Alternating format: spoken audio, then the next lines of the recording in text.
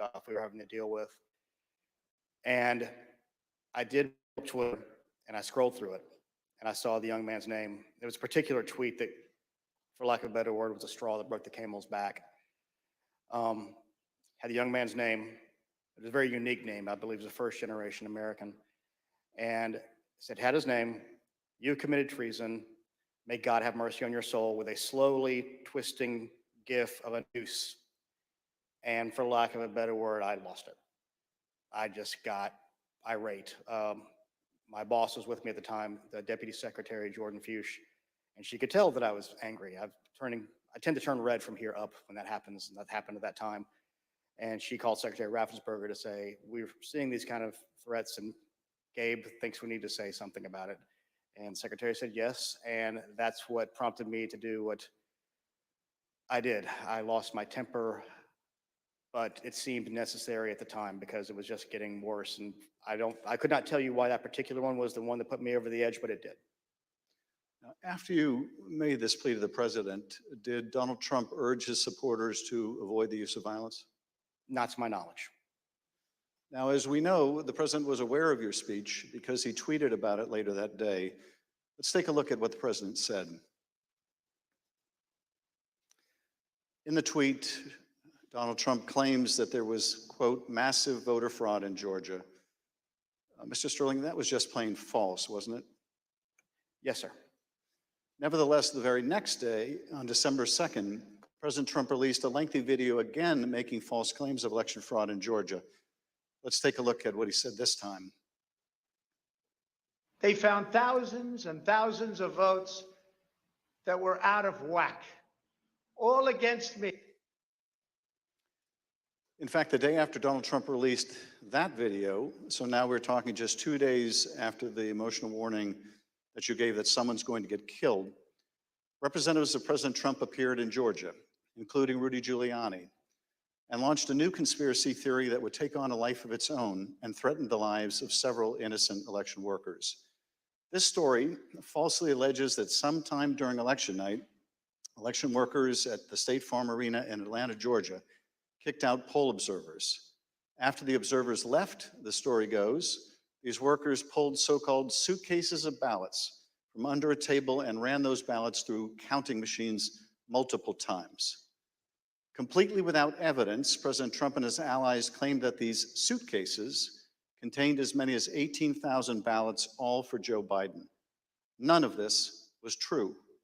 But Rudy Giuliani appeared before the Georgia State Senate and played a surveillance video from State Farm Arena, falsely claiming that it showed this conspiracy taking place. Here's a sample of what Mr. Giuliani had to say during that hearing. And when you looked at what you saw on the video, which to me was a smoking gun, powerful smoking gun, well, I don't have to be a genius to figure out what happened. And I don't have to be a genius to figure out that those votes are not legitimate votes. You don't put legitimate votes under a table. No. Wait until you throw the opposition out, and in the middle of the night, count them. We would have to be fools to think that.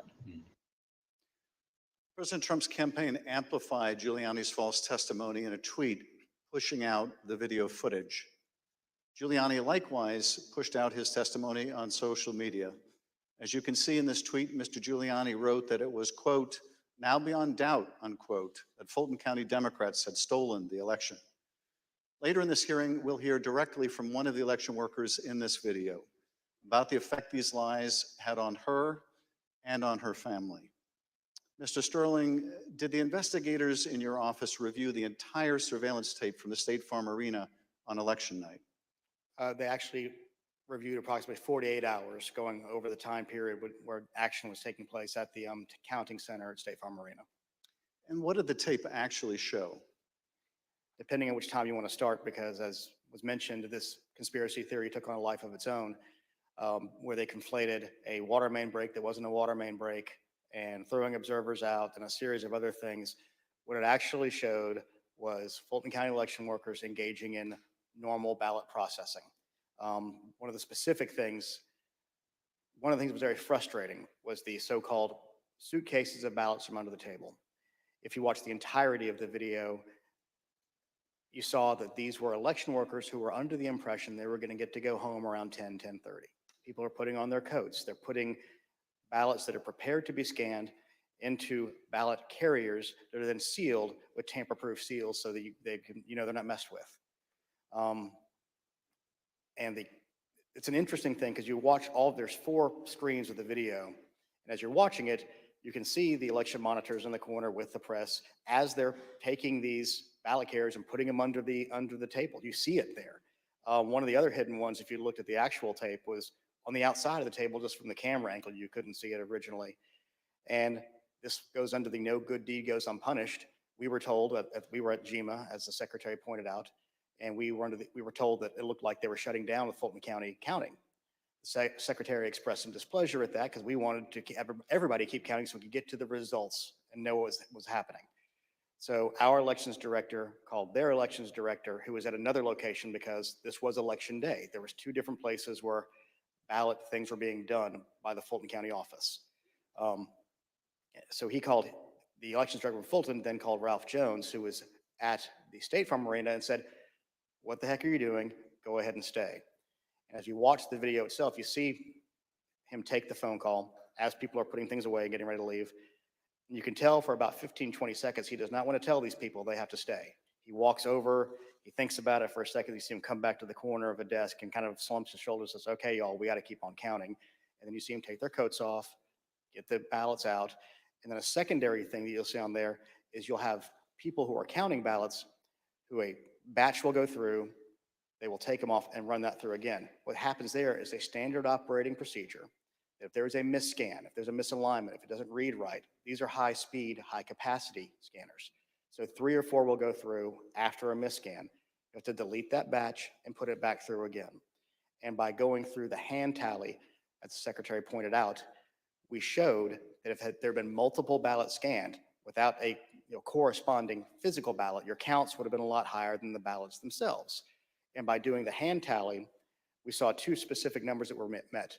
The hand tally got us to a 0.1053% off of the total votes cast and 0.0099% on the margin, which is essentially dead on accurate. Most academic studies say on a hand tally you'll have between 1% and 2%, but because we use ballot marking devices where it's very clear what the voter intended, it made it a lot easier for us to conduct that hand count and show that none of that was true. Now, I understand that when you reviewed these tapes and did the analysis, it disproved this conspiracy theory. But you still had to take a lot of steps to try to make sure the public knew the truth about these allegations. And you did frequent briefings for the press. Let's take a look at one of those press briefings, Mr. Sterling, that you held on December 7th to make the point that you just did today. Move on to what I'm going to call Disinformation Monday. Out of the gate, many of y'all saw the videotape from State Farm Arena. I spent hours with our post-certified investigators, Justin Gray from WSB, spent hours with us going over this video to explain to people that what you saw, the secret suitcases with magic ballots, were actually ballots that had been packed into those absentee ballot carriers by the workers in plain view of the monitors and the press. And what's really frustrating is the president's attorneys had this same videotape. They saw the exact same things the rest of us could see, and they chose to mislead state senators and the public about what was on that video. I'm quite sure that they will not characterize the video if they try to enter into evidence, because that is the kind of thing that could lead to sanctions, because it's obviously untrue. They knew it was untrue, and they continue to do things like this. Mr. Sterling, despite the efforts by your office to combat this misinformation by speaking out publicly and through local media, you were unable to match the reach of President Trump's platform and social media megaphone spreading these false conspiracy theories. What was it like to compete with a president who had the biggest bully pulpit in the world to push out these false claims? For lack of a better word, it was frustrating, but oftentimes I felt our information was getting out, but that there was a reticence of people who needed to believe it because the President of the United States, whom many looked up to and respected, was telling them it wasn't true, despite the facts. And I characterized at one point, it was kind of like a shovel trying to empty the ocean. And yes, it was frustrating. I even have, family members who I had to argue with about some of these things. And I would show them things. And the problem you have is you're getting to people's hearts. I remember there's one specific, an attorney that we know that we showed and walked him through. This wasn't true. Okay, I get that. This wasn't true. Okay, I get that. This wasn't 5 or 6 things.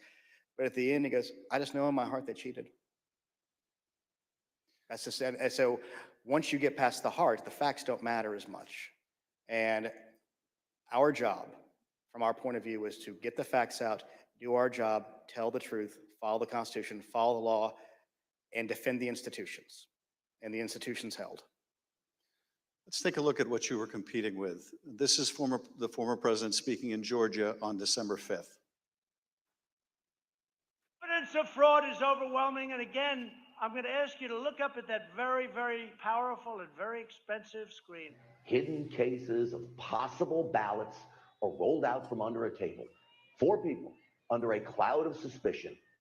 So if you just take the crime of what those Democrat workers were doing, and by the way, there was no water main break. They said there was no water main break. That's 10 times more than I need to win this state. 10 times more. It's 10 times, maybe more than that, but it's 10 times more because we lost by a very close number. This committee's hearing last Monday, we heard from senior federal law enforcement officials, from the senior-most federal law enforcement official in Atlanta at the time, U.S. Attorney for the Northern District, B.J. Pack, as well as former Attorney General Bill Barr. They both testified that the allegations were thoroughly investigated and found to have no merit. Here is U.S. Attorney Pack. To go to Attorney General Barr, I told him that we looked into it. We've done several things, including interviewing the witnesses. I listened to the tapes and reviewed the videotape myself, and that there's nothing there. Giuliani was wrong in representing that this was a suitcase full of ballots. And here's what Attorney General Bill Barr had to say about the same allegations. Took a hard look at this ourselves, and based on our review of it, including the interviews of the key witnesses, the Fulton County allegations had no merit. We also have testimony from senior Department of Justice officials establishing that they specifically told President Trump that these allegations had been thoroughly investigated and were completely without merit. Here is Acting Deputy Attorney General Richard Donahue describing a phone conversation in which he specifically told President Trump that these allegations were false. The president kept fixating on this suitcase that supposedly had fraudulent ballots and that the suitcase was rolled out from under the table. And I said, no, sir, there is no suitcase. You can watch that video over and over. There is no suitcase. There is a wheeled bin where they carry the ballots. No matter how many times senior Department of Justice officials, including his own Attorney General, told the president that these allegations were not true, President Trump kept promoting these lies and putting pressure on state officials to accept them. On January 2nd, the president had a lengthy telephone conversation with Secretary Raffensperger. Prior to the president's call, though, I want to share a bit of important context. First, the White House, including the former president's chief of staff, Mark Meadows, repeatedly called or texted the secretary's office some 18 times in order to set up this call. They were quite persistent. Second, Chief of Staff Mark Meadows took the extraordinary step of showing up at a signature audit site in Georgia, where he met with Secretary Raffensperger's chief investigator, Francis Watson, who was supervising that audit process. Behind me is a photograph from that visit. Third, the day after Meadows' Georgia visit, he set up a call between President Trump and Francis Watson. On the call between President Trump and Georgia investigator Francis Watson, the former president continued to push the false claim that he'd won the state of Georgia. Let's listen to that part of the conversation. You know, it's just, you have the most important job in the country right now, because if we win Georgia, first of all, if we win, you're going to have 2 wins. So they're not going to win right now. You know, they're down because the people of Georgia are so angry at what happened to me. They know I won by hundreds of thousands of votes. It wasn't close. And in this next clip, he told this state law enforcement official that she'd be praised if she found the right answer. Hopefully, I will. When the right answer comes out, you'll be praised. I mean, I don't know why. They made it so hard. They will be praised. People will say, "Great," because that's what it's about. That ability to check and to make it right. Because everyone knows it's wrong. There's just no way. Mr. Raffensperger, I know you weren't on this call, but that you have listened to it. President Trump didn't win by hundreds of thousands of votes in Georgia, did he? No, he did not. I've been traveling through the state of Georgia for a year now, and simply put, in a nutshell, what happened in the fall of 2020 is that 28,000 Georgians skipped the presidential race, and yet they voted down ballot in other races. And the Republican congressman ended up getting 33,000 more votes than President Trump. And that's why President Trump came up short. Thank you, Mr. Secretary. The president on this call doesn't stop here. Let's listen to another part of the conversation between President Trump and Ms. Watson. Anyway, but whatever you can do, Francis, it would be, it's a great thing. It's an important thing for the country. So important. You have no idea it's so important. Well, and I very much appreciate it. Whatever you can do, Francis. This is the President of the United States calling an investigator looking into the election in which he is a candidate and asking her to do whatever you can do. Mr. Secretary, he placed this call to your chief investigator on September 23rd, 2020. The Select Committee has received text messages indicating that Mark Meadows wanted to send some of the investigators in her office, in the words of one White House aide, a shitload of POTUS stuff, including coins, actual autographed MAGA hats, etc. White House staff intervened to make sure that didn't happen. It was clear at the time of this call that the former president had his sights set on January 6th. Listen to this portion when he told Francis Watson about a very important date. Do you think they'll be working after Christmas and keep it going fast? Because, we have that date of the 6th, which is a very important date. That important date, of course, was the joint session of Congress, where Georgia's electoral votes would be counted for Joe Biden. A little over a week after this call to Francis Watson, the president was finally able to speak with you, Secretary Raffensperger. Bear in mind, as we discuss this call today, that by this point in time, early January, the election in Georgia had already been certified. But perhaps more important, the President of the United States had already been told repeatedly by his own top Justice Department officials that the claims he was about to make to you about massive fraud in Georgia were completely false. Mr. Secretary, the call between you and the president lasted 67 minutes, over an hour. We obviously can't listen to the entire recording here today, although it is available on the Select Committee's website. But we'll listen to selected excerpts of it now so that we can get your insights. Let's begin with the president raising the thoroughly debunked allegations of suitcases of ballots. In an official voter box, they were in what looked to be suitcases or trunks, suitcases, but they weren't in voter boxes. The minimum number it could be, because we watched it and they watched it for certified in slow motion, instant replay, if you can believe it, but it had slow motion and it was magnified many times over. And the minimum it was 18,000 ballots, all for Biden. These are the allegations that the Department of Justice, the Attorney General, the Georgia Bureau of Investigation, and your office heads all said were false. Is that right? Correct. And even more importantly, when B.J. Pack resigned as U.S. Attorney of the Northern District, President Trump appointed as acting U.S. Attorney of the Northern District, Bobby Christine. And Bobby Christine looked at that, and he was quoted in the AJC that he found nothing, and he dismissed that case early on. Thank you, Mr. Secretary. The president references suitcases or trunks. Mr. Sterling, were the objects seen in these videos suitcases or trunks, or were they just the ordinary containers that are used by election workers. They're standard ballot carriers that allow for seals to be put on them so they're tamper-proof. And finally, the president claims that there was a minimum of 18,000 ballots somehow smuggled in, all for Biden. I take it, gentlemen, that that was also categorically false? There's no physical way he can know who those ballots were for, but secondarily, Fulton County for years has been an issue in our state when it comes to elections. So they had a very difficult time during the primary, in large part because of COVID. So we had put them under a consent decree the secretary got negotiated, where we had a monitor on site, and his name was Carter Jones, and he took a notation. He had gone from State Farm to the English Street warehouse to look at election day activities, but before he left the State Farm Arena, he noted how many ballots had been counted on each one of the machines.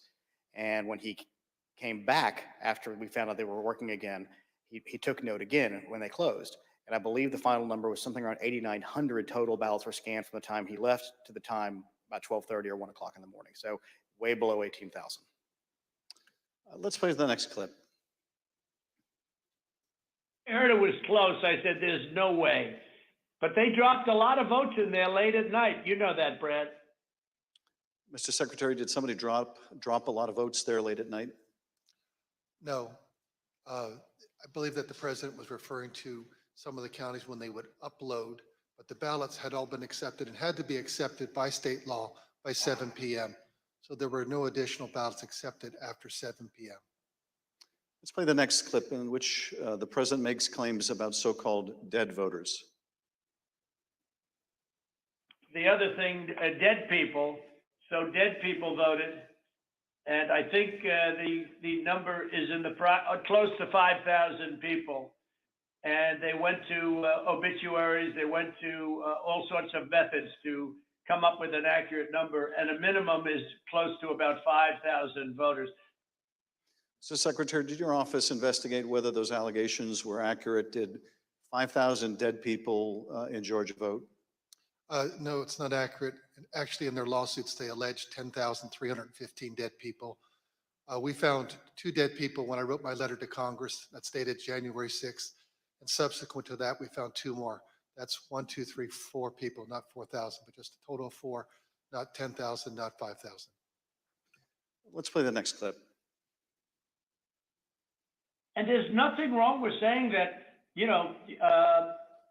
that you've recalculated, because the 2,236 and absentee ballots, I mean, they're all exact numbers that were done by accounting firms, law firms, etc. And even if you cut them in half, and cut them in half again, it's more votes than we need. Mr. Secretary, is there any way that you could have lawfully changed the result in the state of Georgia and somehow explained it away as a recalculation? No, the numbers are the numbers. The numbers don't lie. We had many allegations and we investigated every single one of them. In fact, I challenged my team, did we miss anything? They said that there was over 66,000 underage voters. We found that there's actually 0. You can register to vote in Georgia. When you're 17 and a half, you have to be 18 by election day. We checked that out, every single voter. They said that there was 2,423 non-registered voters. There was 0. They said that there was 2,056 felons. We identified less than 74 or less that were actually still in felony sentence. Every single allegation we checked. We ran down the rabbit trail to make sure that our numbers were accurate. So there's no way you could have recalculated it except by fudging the numbers. The numbers were the numbers, and we could not recalculate because we had made sure that we had checked every single allegation. And we had many investigations. We had nearly 300 from the 2020 election. Mr. Secretary, you tried to push back when the president made these unsupported claims, whether they were about suitcases of ballots or that Biden votes were counted 3 times. Let's play the next clip. President, they did not put that. We did an audit of that, and we proved conclusively that they were not scanned 3 times. Yeah, Mr. President, we'll send you the link from WSB that doesn't. I don't care about a link. I don't need it. I have a much better link. You told the president you would send him a link from WSB, which I understand is a local television station that had a unedited video from the State Farm Arena. But the president wasn't interested in that. He said he had a much better link. Mr. Secretary, at the time that you were on the call with the president, as we have shown, both the FBI and the Georgia Bureau of Investigation found these claims to be nonsense. And you told him about these investigations on the phone. Let's listen to what President Trump had to say about the state and federal law enforcement officers who investigated these false claims. There's no way they could find, then they're incompetent. They're either Well, what dishonest did they or find? incompetent, okay? There's only two answers, dishonesty or incompetence. There's just no way. Look, there's no way. But the president didn't stop at insinuating that law enforcement officers were either dishonest or incompetent. He went on to suggest that you could be subject to criminal liability for your role in the matter. Before I play that portion of the conversation, I'd like to show you something that the president retweeted a couple weeks before your call with him. Here's the president retweeting a post from one of his allies, a lawyer who was later sanctioned by a judge in Michigan for making false claims of election fraud. Let's take a look at that tweet. The tweet read, quote, "President Trump, at real Donald Trump, is a genuinely good man. He does not really like to fire people. I bet he dislikes putting people in jail, especially quote unquote Republicans. He gave at Brian Kemp, Georgia, and at Georgia Secretary of State every chance to get it right. They refused. They will soon be going to jail." So on your call, this was not the first time the president was suggesting you might be criminally liable. With that, let's listen to this portion of the call. I think you're going to find that they are shredding ballots because they have to get rid of the ballots because the ballots are unsigned. The ballots are corrupt and they're brand new and they don't have seals. And there's a whole thing with the ballots, but the ballots are corrupt. And you're going to find that they are, which is totally illegal. It's more illegal for you than it is for them because you know what they did and you're not reporting it. That's a criminal offense. And you can't let that happen. That's a big risk to you and to Ryan, your lawyer. That's a big risk. Secretary Raffensperger, after making a false claim about shredding of ballots, the president suggested that you may be committing a crime by not going along with his claims of election fraud.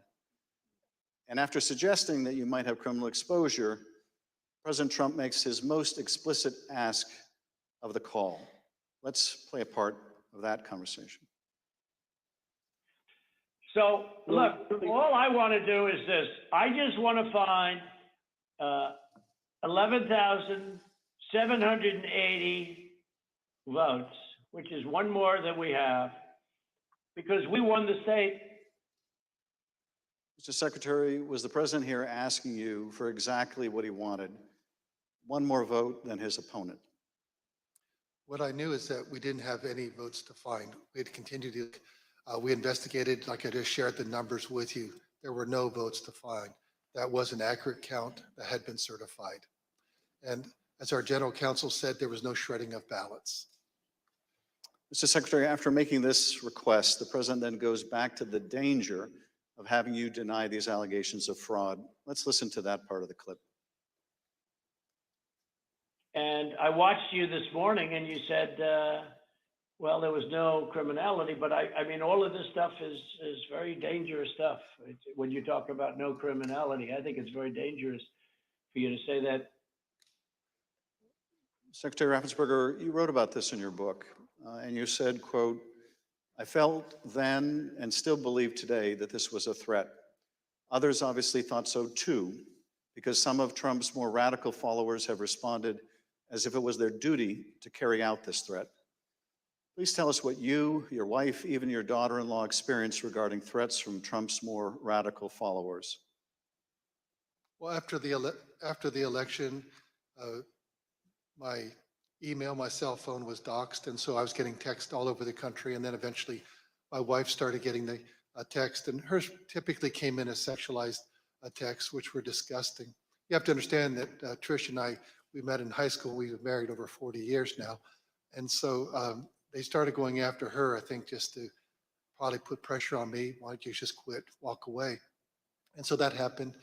And then some people broke into my daughter-in-law's home, and my son has passed, and she's a widow, and has 2 kids. And so we're very concerned about her safety also.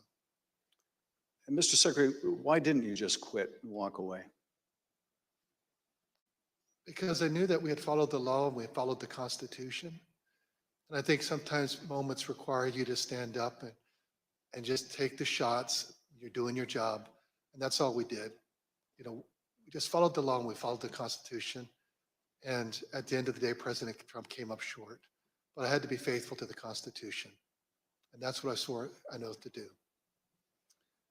During the remainder of the call, the former president continued to press you to find the remaining votes that would ensure his victory in Georgia. Let's listen to a little more. Why wouldn't you want to find the right answer, Brad, instead of keep saying that the numbers are right? So look, can you get together tomorrow? And Brad, we just want the truth. It's simple. And everyone's going to look very good if the truth comes out. It's okay. It takes a little while, but let the truth come out. And the real truth is I won by 400,000 votes at least. So what are we going to do here, folks? I only need 11,000 votes. Fellas, I need 11,000 votes. Give me a break.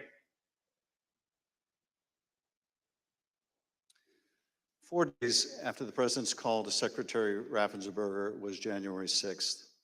The president whipped up the crowd in front of the ellipse, once again promoting the allegation that Secretary Raffensperger, the president's own attorney general, had told him was false. Here he is on the ellipse. In Fulton County, Republican poll watchers were ejected, in some cases physically, from the room under the false pretense of a pipe burst, water main burst, everybody leave, which we now know was a total lie. Then election officials pulled boxes, Democrats, and suitcases of ballots out from under a table. You all saw it on television, totally fraudulent, and illegally scanned them for nearly 2 hours, totally unsupervised. Tens of thousands of votes. This act coincided with a mysterious vote dump of up to 100,000 votes for Joe Biden, almost none for Trump. Oh, that sounds fair. That was at 1:34 a.m.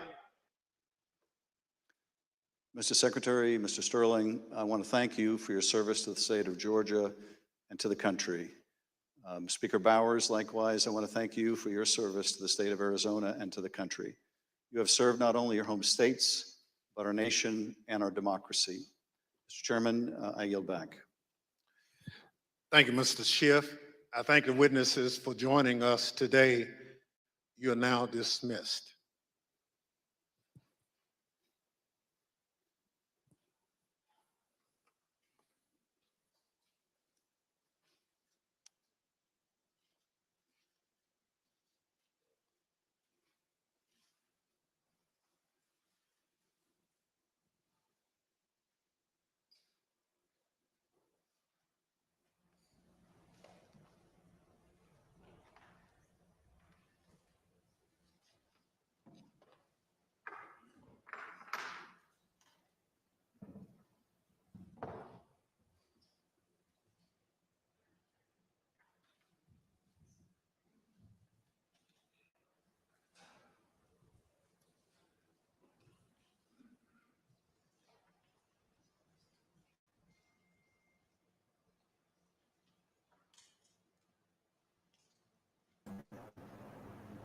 Fix that hair, girl.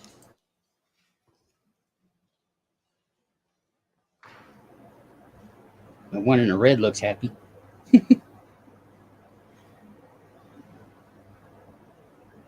He got up too early. Shirt's off.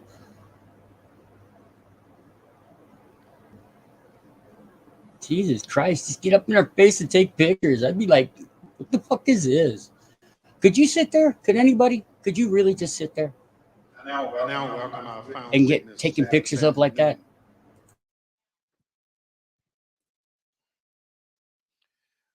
Andrea Shea Moss. Ms. Moss worked in the Department of Registration and Elections in Fulton County, Georgia, from 2017 until 2022. In that job, Ms. Moss handled voter applications and absentee ballots. Thanks for what? I didn't do And anything. also helped to process the vote count for several elections. In December 2020, Ms. Moss and her mother, Ms. Ruby Freeman, became the target of nasty lies spread by President Trump and his allies as they sought to overturn the election results in Georgia. Ms. Moss and her mother, Ms. Freeman, are two of the unsung heroes in this country, doing the hard work of keeping our democracy functioning for every American. Ms. Moss, welcome. Thank you for your service, and I thank you for being here today. I will now swear you in. Please stand. Do you swear or affirm on the penalty of perjury that the testimony you're about to give is See, you don't need no Bible. nothing but the truth, so help you God? Thank you. Please be seated. Damn, look at those nails, though. Tree. Let the record reflect that the witness answered in the affirmative. Ms. Moss, thank you very much for being here today. I understand that you are here along with your mother today. Would you like to introduce your mama?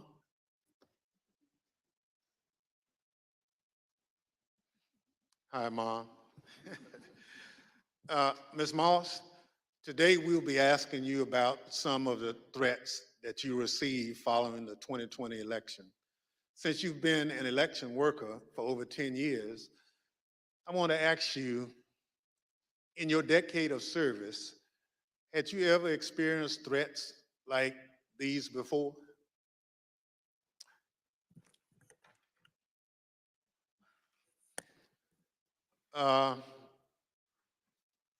Don't be nervous. Just, I understand. So, and I want to make sure that the record reflects that you've done it for quite a while and you never received a threat. And your answer was no. Thank you.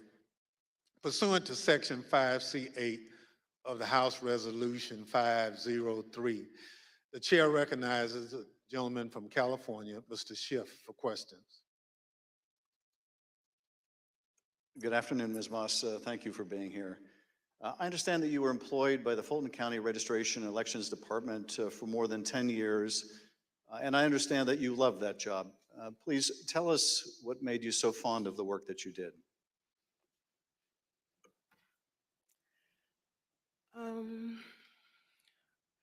Well, I've always been told by my grandmother how important it is to vote and how people before me, a lot of people, older people in my family did not have that right. So what I loved most about my job were the older voters. Younger people could usually do everything from their phone or go online, but the older voters like to call, they like to talk to you, they like to get my card, they like to know that every election I'm here. And like even college students, a lot of parents trust in me to make sure their child does not have to drive home. They'll get an absentee ballot, they can vote, and I really found pleasure in that. I liked being the one that, if someone can't navigate my voter page or, they want a new precinct card and they don't have a copy machine or computer or all of that, I could put it in the mail for them. I was excited always about sending out all the absentee ballots for the elderly, disabled people. I even remember driving to an hospital to give someone her absentee application. That's what I love the most. So you really enjoyed helping people vote and participate, and that was something, the right to vote that your grandmother taught you was precious. Yeah.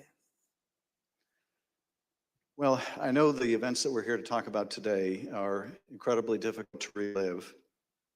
Your proud service as an election worker took a dramatic turn on the day that Rudy Giuliani publicized a video of you and your mother counting ballots on election night. President Trump Rudy Giuliani and others claimed on the basis of this video that you and your mother were somehow involved in a plot to kick out observers, bring suitcases of false ballots for Biden into the arena, and then run them through the machines multiple times. None of that was true, was it? None of it. I'd like to show you some of the statements that Rudy Giuliani made in a second hearing before the Georgia state legislators, a week after that video clip from State Farm Arena was first circulated by Mr. Giuliani and President Trump. I want to advise viewers that these statements are completely false and also deeply disturbing. Tape earlier in the day of Ruby Freeman and Shay Freeman Moss and one other gentleman quite obviously surreptitiously passing around USB ports as if they're vials of heroin or cocaine. I mean, it's obvious to anyone who's a criminal investigator. He said, what now? They're engaged in surreptitious illegal activity. Hey, LT, how you doing, brother? We're watching the hearing, man. They're still walking around Georgia, lying. They should have been questioned already. Their places of work, their homes should have been searched for evidence of ballots, for evidence of USB ports, for evidence of voter fraud. USB ports. He doesn't even know what the fuck he's talking about. That video was from Rudy Giuliani's appearance at a Georgia state How the Senate fuck hearing could he be mayor and then fucking on be so December dumb? 10. How did you first become aware that Rudy Giuliani, the president's lawyer, was accusing you and your mother of a crime?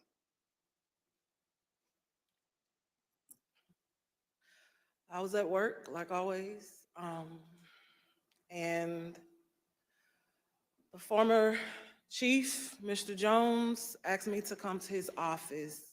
And when I went to his office, the former director, Mr. Barron, was in there, and they showed me a video on their computer. It was just like a very short clip of us working at State Farm, and it had someone on the video like talking over the video, just saying that we were doing things that we weren't supposed to do, just lying throughout the video. And that's I understand, El Ray. This stuff isn't for everybody, but it needs to be seen by everybody. I have frozen pineapple. Actually, I even have, you know what else I have, LT? I have frozen pineapple popsicles. They are so good.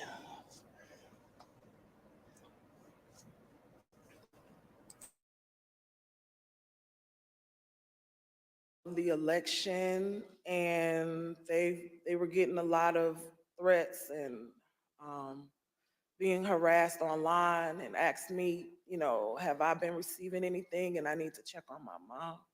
And I told them, I was like, where have they, They're called where have you been Outshine, I getting these think. threats? I They're really good. don't believe I have any. And Mr. Jones told me like they're attacking his Facebook, and I don't really use Facebook. I have one, so I went to the Facebook app, and I'm just kind of panicky at this point because this has never happened to me, and my mom is involved, and I'm like her only child.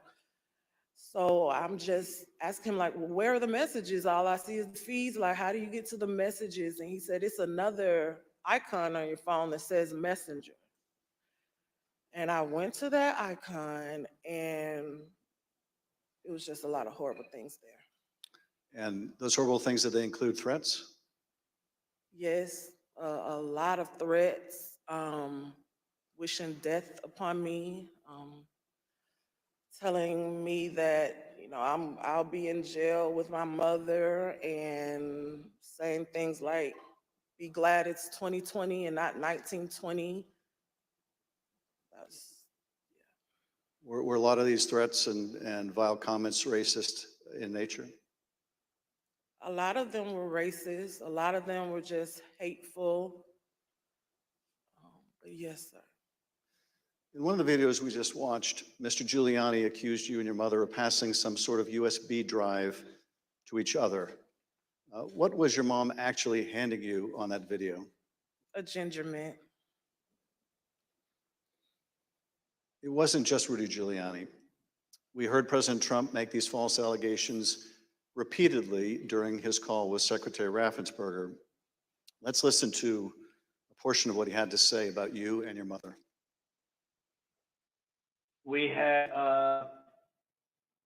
at least 18,000, that's on tape. We had them counted very painstakingly, 18,000 voters having to do with Ruby Freeman. She's a vote scammer, a professional vote scammer and hustler. Donald Trump attacked you and your mother using her name 18 times on that call. 18 times.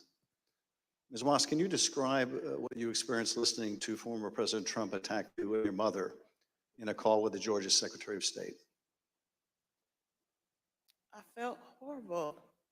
I felt like it was all my fault. Like, if I would have never decided to be an elections worker, like, could have done anything else, but that's what I decided to do. And now people are lying and spreading rumors and lies and attacking my mom. I'm her only child. Going to my grandmother's house. I'm her only grandchild. And my kid. It's just, I felt so bad.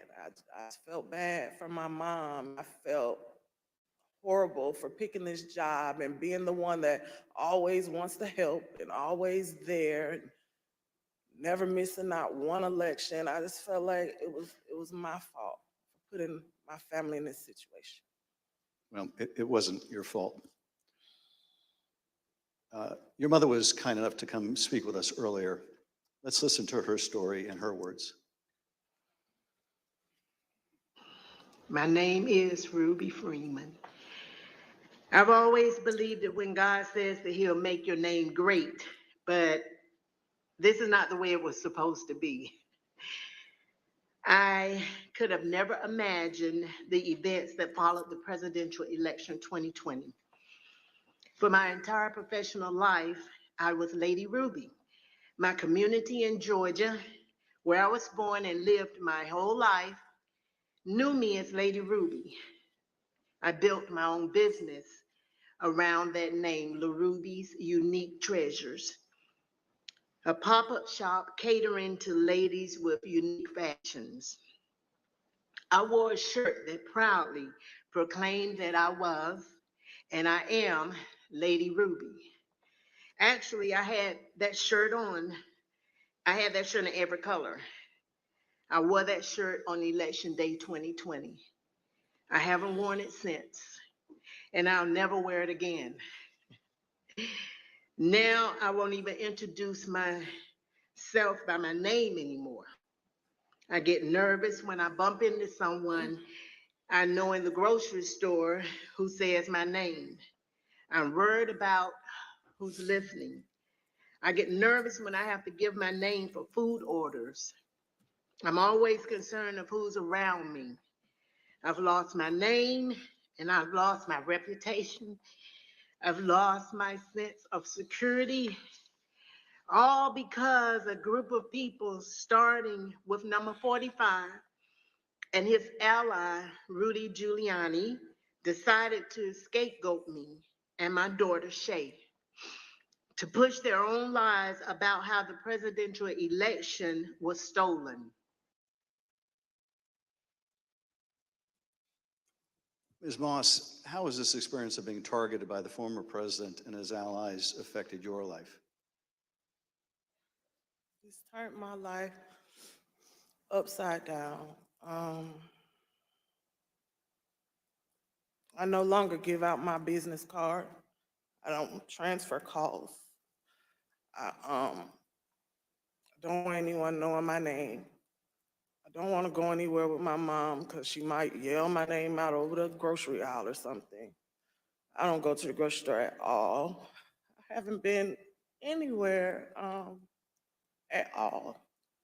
I've gained about 60 pounds. I just don't do nothing anymore. I don't want to go anywhere. I second guess everything that I do. Um, it's affecting my life in a major way, in every way, all because of lies. For me doing my job, same thing I've been doing forever.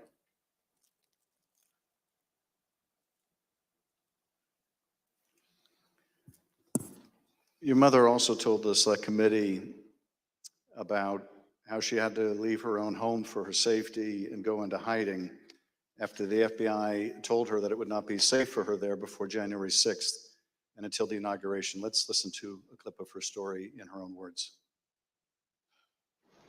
Around the week of January 6th, the FBI informed me that I needed to leave my home for safety. And I left my home for safety around that time. Understood. How long did you stay out? Did you, remain outside of your home for your own safety? I stayed away from my home for approximately 2 months. It was horrible. I felt homeless. I felt, I can't believe this person has caused this much damage to me and my family. To have to leave my home that I've lived there for 21 years. And, I'm having to have my neighbors watch out for me, and I have to go and stay with somebody. It was hard.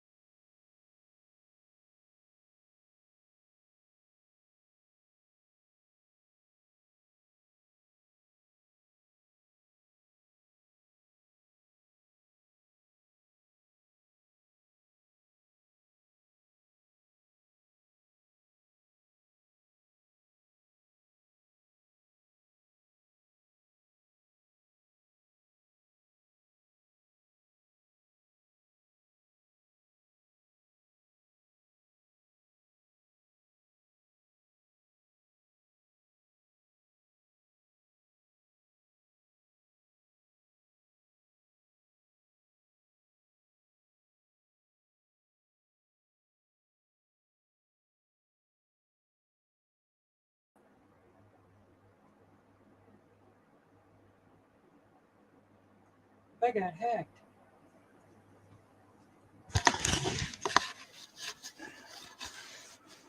Anyway. Yeah, my computer shut down for some reason, so I was probably hacked. Somebody doesn't like me, which is good. That shit with that lady, that's messed up. It's not what our country should be. It's not what we should be about. We shouldn't be about hate and anger and killing each other, and we should be trying to help one another become a better person every single day. You know, I mean, this is getting really just. As a reminder to all of us that the safe